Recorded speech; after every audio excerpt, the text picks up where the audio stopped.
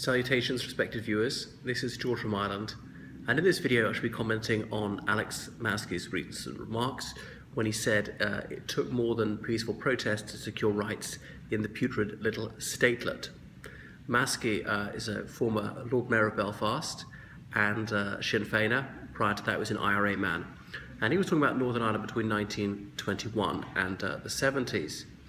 So it was a monstrous thing to say, and it was really the sort of thing which could set Northern Ireland back 2 decades or more.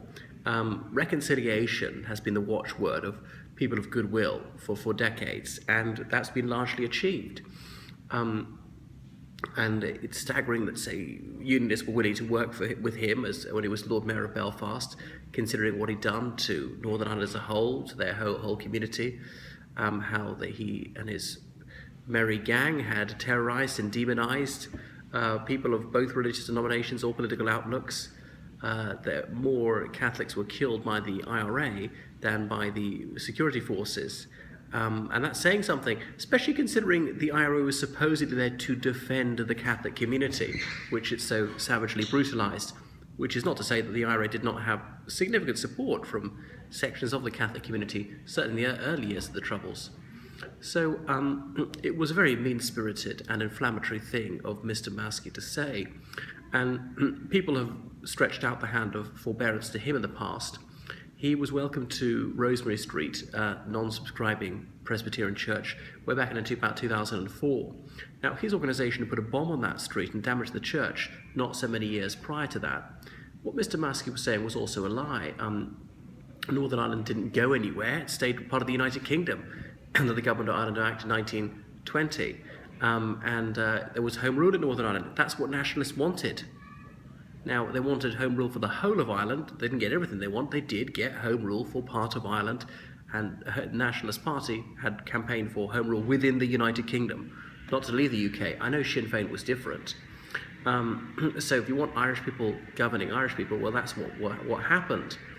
Let me see. And then partition was agreed to. There was a Sinn Féin delegation went to London, and in December 1921, they signed a treaty where they explicitly agreed to the partition of Ireland and Northern Ireland to have its own parliament. It was already set up by that stage, but they retrospectively agreed to it. It was then brought back to Dáil Éireann. That was the Irish Parliament in Dublin, every single member of which was a Sinn Féiner. And that Sinn Féin Parliament voted for it. So you see the erasure of the historical record here. Sinn Féin and so on are falsifiers of the chronicles. An election was held on this in the south of Ireland in 1922, and about 75% of votes went for pro-treaty candidates. Obviously in the north, most people would support the treaty because most of them were Unionists. So would some moderate nationalists. Sinn Féiners wouldn't, of course. So it's the kind of thing that's been agreed again and again. Partition and perfidious Albion is what one often hears from Anglophobes. Now, perfidious Hibernia, that would be prejudicial to my people, but it would be more accurate, certainly the nationalist movement, not Irish people as a whole, deliberately wiping the historical record and there's selective amnesia. Liam Cosgrave's government in the south of Ireland in 1925 was offered some of Northern Ireland, about 2% of its territory. Even that was rejected by Cosgrave's government. They'd rather not have to pay our share of the national debt. So, 2 explicit offers to De Valera in public by Churchill in the Second World War to have the North, and no, that was rejected. So again and again, nationalists have upheld partition, and nationalists often whinged about electoral boundaries now. These things are often controversial. In the United States, there's the most flagrant gerrymandering, but nobody says that it would be acceptable to kill somebody over an electoral boundary.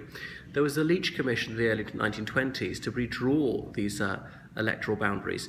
Now, Sinn Féin boycotted Stormont Parliament because they refused to swear an oath to their sovereign lord, and the Nationalist Party was boycotting at that time, although the Nationalist Party usually did swear an oath to the monarch. But because that, they didn't make submissions to the Leach Commission on electoral boundaries. Well, they have no business complaining when they were offered a chance to have a say and they refused to have any input. So you mustn't moan about the situation that you have deliberately created yourself. So Northern Ireland was a democracy, certainly in the 20s, when very, very few countries in the world were democracies, where there were several political parties, highly competitive elections. Even Sinn Féin, which had the avowed intent of destroying the state, was allowed to field candidates, and sometimes won. Even Sinn Féin don't claim the results tallied were wrong. The votes for them and for their opponents were real results, and all the rest of it. And opposition parties were allowed in Parliament. There was freedom of expression and so forth. Freedom to fly flags, though the flag of a neighbouring country was sometimes removed.